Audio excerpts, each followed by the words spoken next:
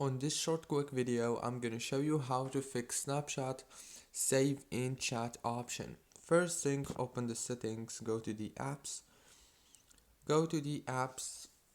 Now on this page you will find all the apps.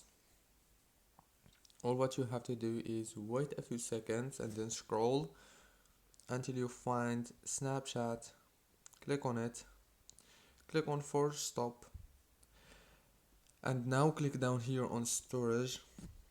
Click on clear data, clear cache, like this, and then go back to the settings on your phone, go to the wireless, go to the Wi-Fi, disable it for 5 seconds and enable it.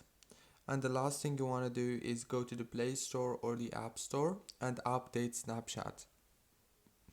Very easy and simple. Don't forget to like, subscribe.